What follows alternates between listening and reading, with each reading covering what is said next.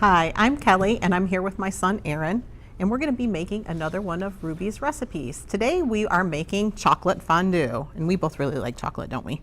Yes. I think we're going to really enjoy this recipe. It is very simple. You just need to have a cup of heavy whipping cream, or if you are watching your calories, you can use half and half, which you can find both of those in the dairy aisle. And we need a bag of chocolate chips. So what we have over here is we borrowed a fondue pot from a friend, and we poured our chocolate chips in here already, so they're melting nicely. But if you don't have a fondue pot, that's okay. You can put your chocolate chips in your cup of whipping cream. This is about a cup right here, Aaron, so rather than measuring out a cup, I want you to just go ahead and pour that straight into the pan. Go ahead. Okay. So if you're making this on the stovetop, what you're going to want to do is be really careful not to let this scald or boil. So you're going to want to heat up the cream on a really low heat. And then again, like I had mentioned before, you can either dump the chocolate chips directly into the warm cream and stir that up, or like we are doing today is we are just heating up our chocolate chips over here. Can you see that, Aaron? Yeah. Over here, and we have the fondue cooking pot. So I'm stirring that together. And then if you notice over here, we have lots of what I would call dippers. So different things that we can dip into the chocolate. What kind of thing do you like most here out of what we have? Well, like strawberries. You like- and that bread looks really good.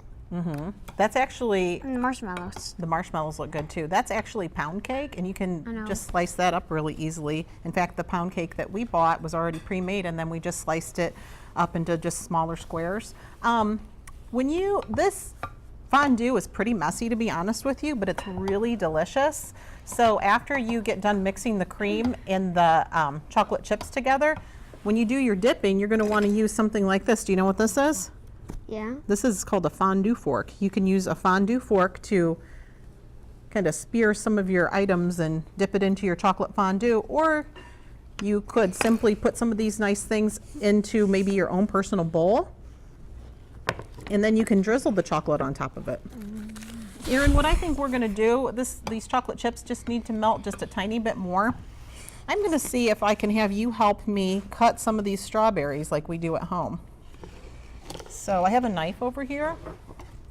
Aaron, would you show our viewers how we prepare strawberries? What do we do first usually before we cut them?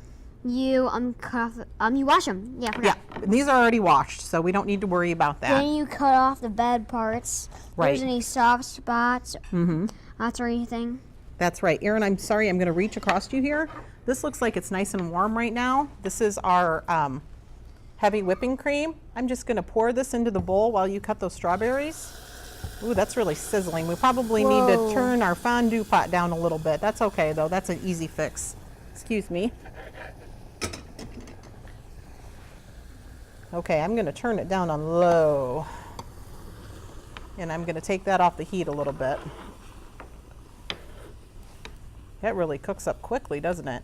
You know what I found too, after you make this recipe, you can actually, what you want to do is refrigerate whatever portion you're not finished, if you have that left over, and it'll harden. But what you can do is just simply put it in a microwave safe bowl and heat it up for like 10 or 20 seconds, and it'll be nice and soft again for you. Think that's good? Oh, that looks perfect.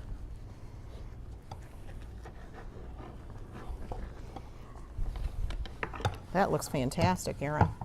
I think I'm going to turn this off, actually. I don't think we need it to be any warmer than it is right now. Those strawberries look wonderful, Aaron. Another thing we have is a mango that you can cut up. Remember, you don't want to use the seeds for that. Any of these types of sides would be really delicious with your chocolate fondue. If you would like to make this yourself, you can visit us at wbgu.org underneath the programming tab and click on Ruby's Adventures, and you will find our cooking videos there. I can't wait to try this. What about you, Aaron? I can't wait to try it. The chocolate looks good, doesn't it? Smells really good too. I think that's the second thing I'm going to try. Awesome. Okay, thanks.